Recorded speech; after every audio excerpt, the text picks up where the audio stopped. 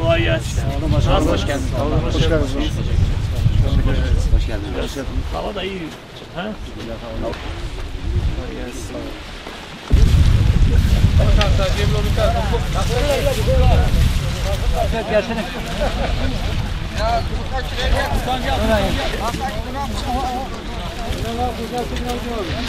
Gülşen.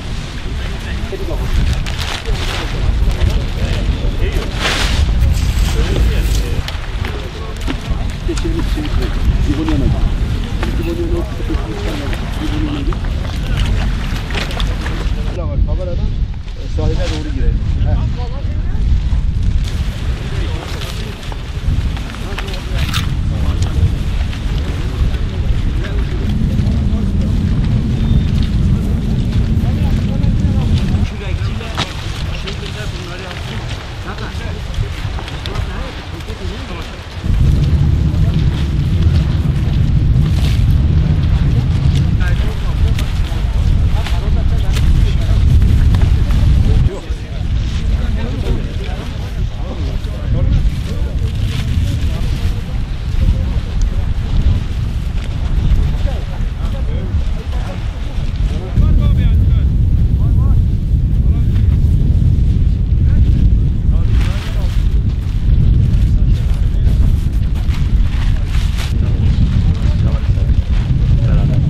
Yeşilay sizlere de Toplu Gönüllüler Vakfı.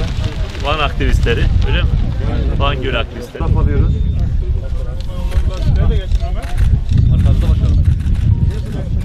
Van Gölü temiz kalsın. İpek Yolu Belediyesi ve aktivistlerimizle birlikte kendi sorumluluk alanımızda tüm personelimizle birlikte bizim plajlarımızda, sahamızda temizlik çalışması yürüttük bugün. Çıkan çöp poşetleri, çöp malzemeleri oldukça fazla. Gerek lastikler, gerek çocuk bezleri, gerek plastik atıklar çevremize büyük bir zarar veriyor. Van Gölü'ne büyük bir zarar veriyor. Bu temizliği biz kendi bölgemizde aktivistlerimizle birlikte, gönüllülerimizle birlikte yapıyoruz, personelimizle birlikte yapıyoruz. Ancak bu yetmez. Aynı zamanda Van Gölü'nün etrafındaki tüm belediyeler, Van Gölü'nün etrafındaki tüm ilçeler, Van Gölü'nün etrafındaki tüm yaşayanlarımızın büyük bir hassasiyet göstermesi gerekiyor. Van Gölü temiz kalsın. Biz burayı korumakla mükellefiz. Burayı korumak zorundayız. Bu amaçla burada temizlik faaliyetlerine katılan tüm personelimize, tüm Van Gölü aktivistlerine, Yeşilay'a, toplum gönüllülerine teşekkür ediyorum. İnşallah Van Gölü'nü temiz tutmaya devam edeceğiz. Evet, şu anda Van sahilindeyiz. Hemen arkamızda kale, yan tarafımızda eşsiz güzelliğiyle mavi Van Gölü'müz var. Ama bu gidişle maalesef biz maviliğini yitirteceğiz. Hep birlikte el birliğiyle bir dur dememiz lazım. Biz kirletmesek Van Gölü kirlenmez. Bu kesin, bu böyle. İpek Yolu Belediye'miz gerçekten büyük hassasiyet gösteriyor. Belediyelerimiz diğerleri de hassasiyet içerisinde Van Gölü'nün temiz kalması için uğraşıyor. Bu anlamda bizi davet ederek bu anlamlı etkinliğe katılmamızı sağlayan Sayın Kaymakamımıza çok teşekkür ediyorum.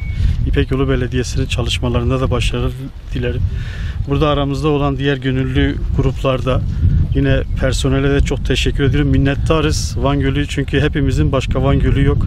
Van Gölü kirlenmesin, mavi kalsın.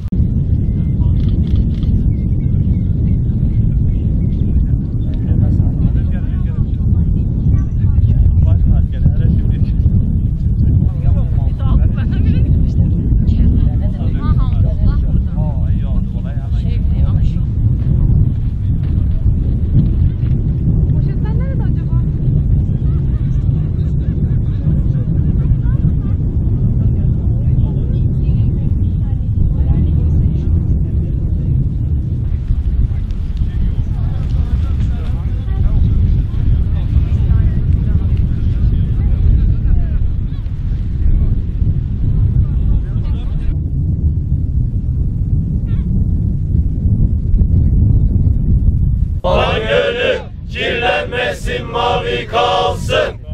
Van Gölü kirlenmesin, mavi kalsın.